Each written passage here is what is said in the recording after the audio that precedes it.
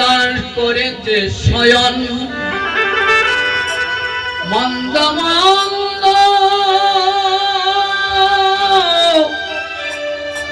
করিতে আছে শঙ্কায় কীর্তন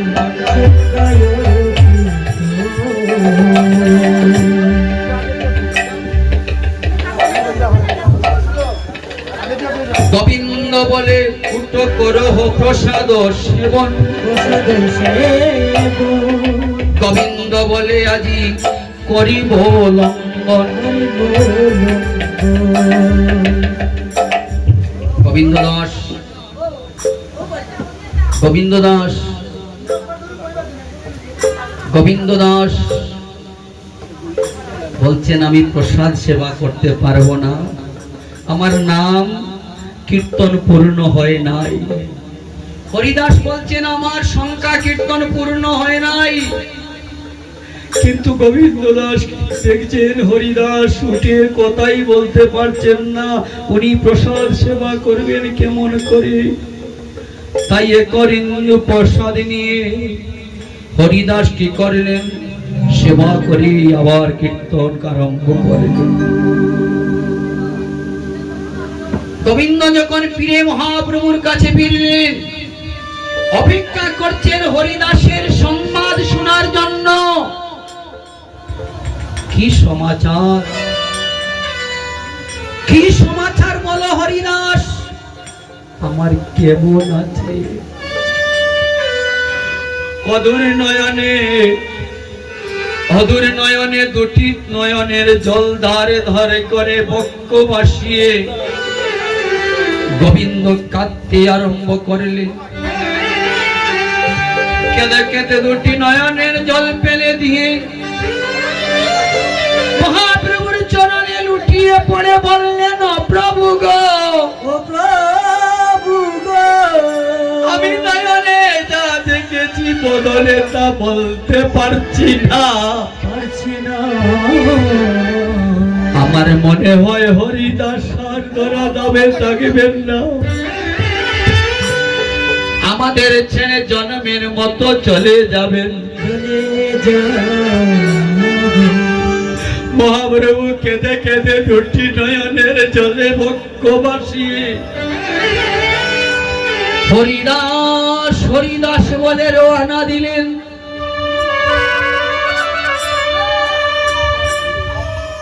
হরিদাসকে ডেকে ডেকে বলছেন, হরিদাস তোমার সাথে আমি কথা দিয়েছি, প্রতিদিন তুমি আমাকে দর্শন করতে গেলে, যদি তুমি একদিন না যাও আমি তোমাকে দর্শন দিতে যাব। হরিদাস শোনো হরিদাস, তোমার বয়স হয়েছে, তুমি অনেক ক্লান্ত আছো, তুমি এবার সংখ্যা কীর্তন অল্প করো। হরিদাস বলছে, প্রভু গো, হীন যাতে জন্ম মর, আমি নিন্দু করে মোর অতম পতিত প্রভু গো, আমি যে কি কর,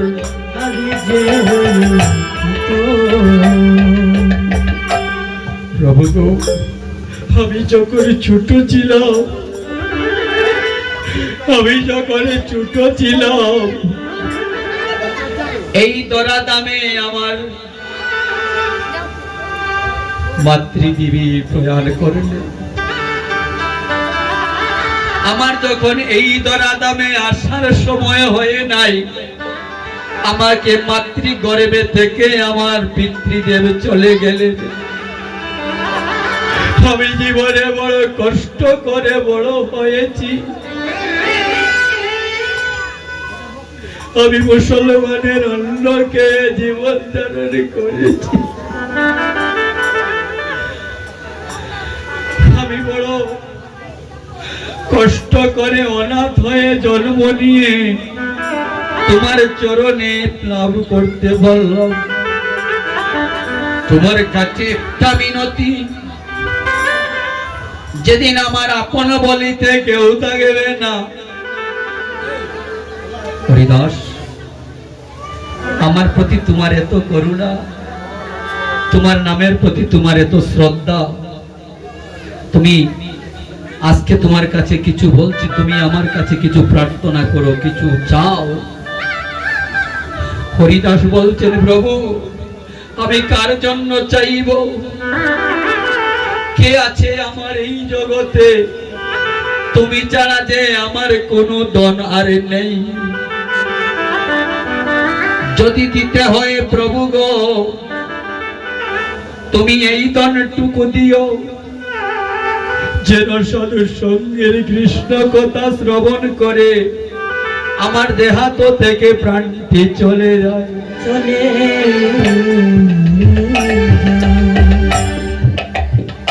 তোমার কাছে প্রার্থনা করি, আমায় হৃদয়ে হৃদয়ে ধরিব তোমার,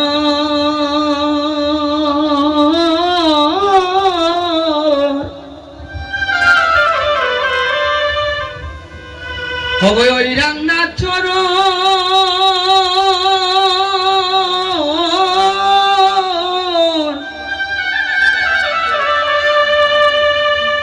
হবে আমি নয়নে হেরিব তোমার, তোমার এই চাঁদ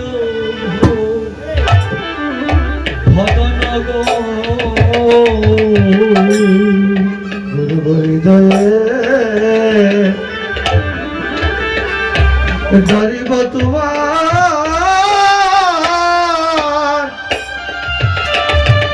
হইরাম গাছ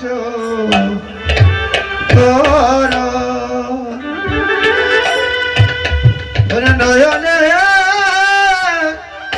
ধরিব তোমার, হই যা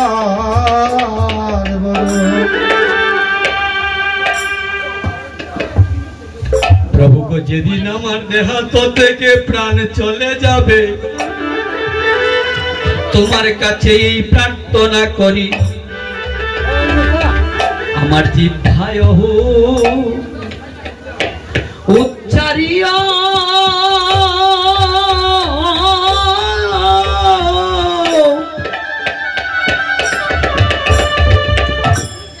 তোমার হরে কৃষ্ণ, হরে কৃষ্ণ নাম,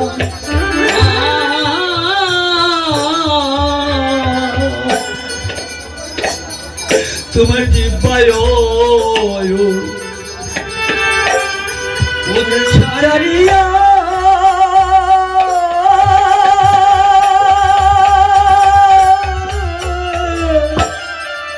হরে কৃষ্ণ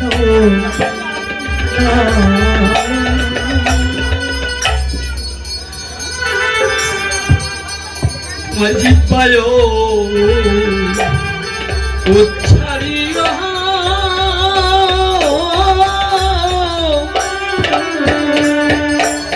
তোমার হরে কৃষ্ণ, হরে কৃষ্ণ নাম,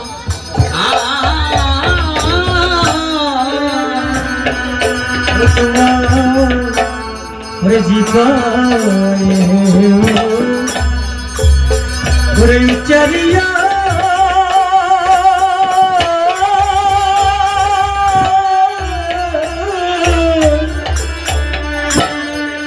হরে কৃষ্ণ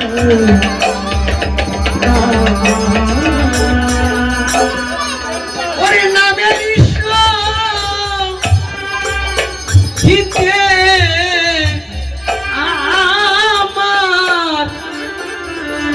আমার যায় পরাণ গো, ওরে নামে তেয়ু উচ্চারিয়া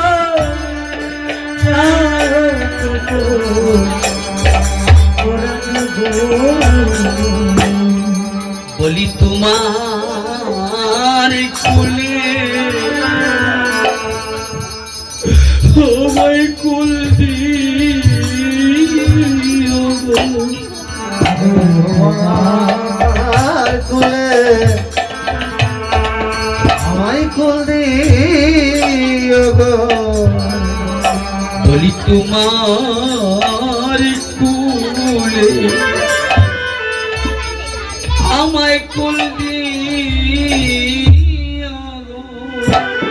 বলে তোমার কুলে আমায় কুল দিও গো। যেদিন আমার দেহ থেকে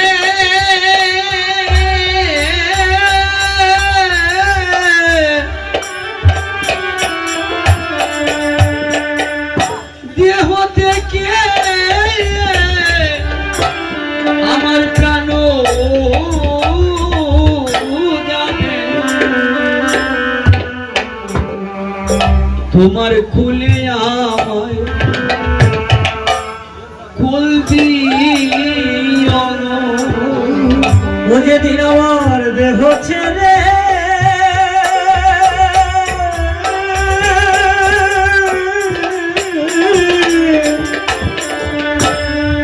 ওই আমার দেহ ছেড়ে প্রাণ যাবে।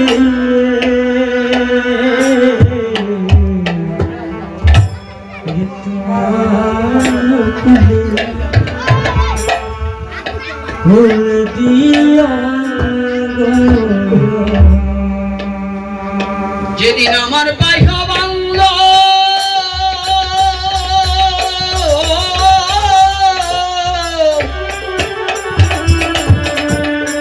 আমার কেউ থাকবে না,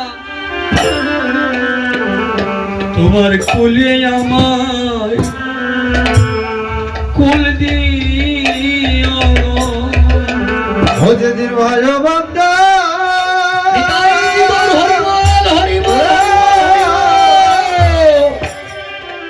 আমার কেউ থাকবে না, তোমার কোলে আমায় কুল দিও গো।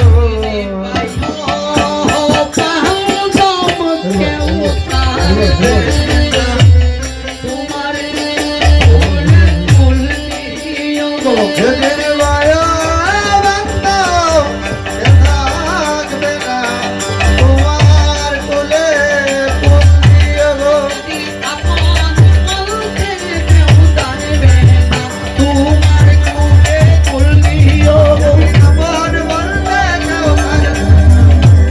কোলে কুল দিও গো।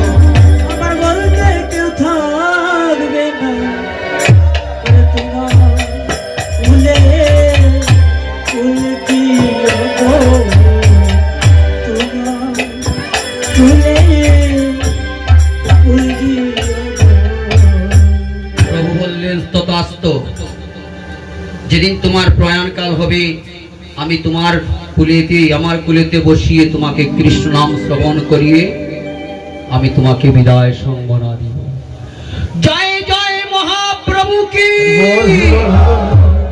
জয় জয় মহাপ্রভু কি, জয় জয় মহাপ্রভু কি।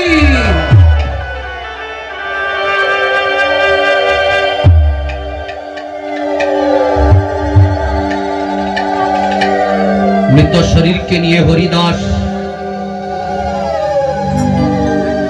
যে নদীর ঘাটে হরিদাসকে স্নান করাইলা, মহাপ্রভু বললেন সেই ঘাট আজ থেকে মহাতীর্থ হইলা। বালুকায় গর্ত করে দিয়ে মহাপ্রভু নিজে কাঁধে করে হরিদাসকে সমাধি কার্য সমাপন করে রামাবলী হাতে নিয়ে ভিক্ষার ঝুলি গলে নিয়ে জীবের দ্বারে দ্বারে গিয়ে বললেন তোমরা আমাকে ভিক্ষা দাও, আমি হরিদাসের শেষ কার্য করব। হরিদাসের লীলার কথা যিনি শ্রবণ করেন কীর্তন করেন অন্তিম কালে প্রভু তার নিজ গুণী চরণদুলা দিয়ে ভব নদী পাড়ি করে। সুধীজন, এই হলো নামাচার্য ভক্ত হরিদাসী হরিদাস নির্জন কাহিনী। তথাপি এখন বগুড়াগ লেগে গিয়েছে, আসর হইব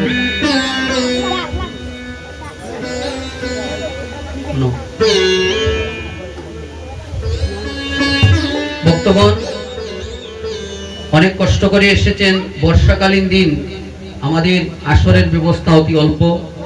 আবার একটা লীলায় ধরছি, আপনারা সবাই সহযোগিতা করবেন, কারণ সময় তো অল্প।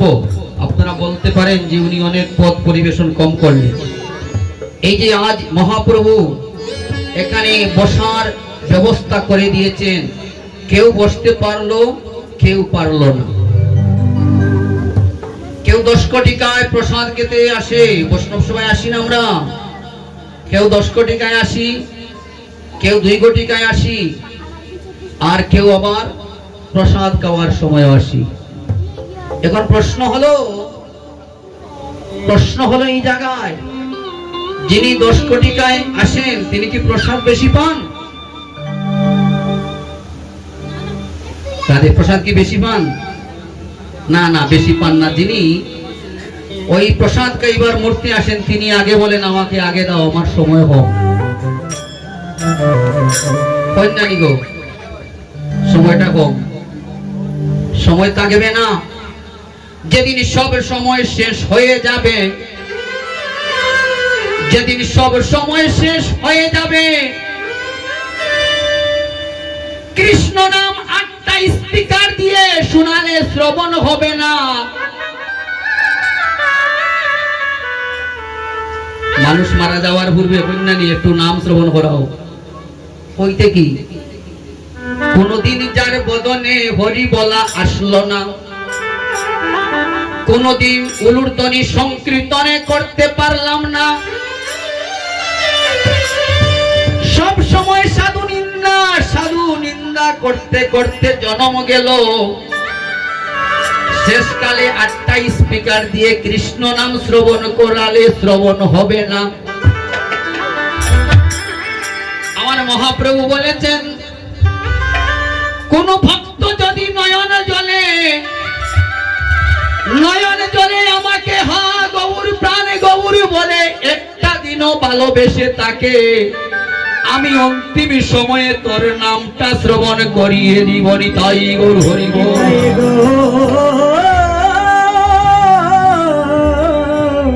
হরি হরি হরি ছিলেন গোলকের হরি।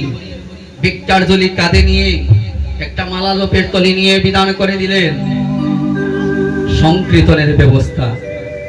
কি জন্য ব্যবস্থা জানেন? এই যে আমি হরি বলছি, আপনারাও হরি বলছেন। আমি তো গ্রামেরই মানুষ, আগামী কালকে 2 কোটি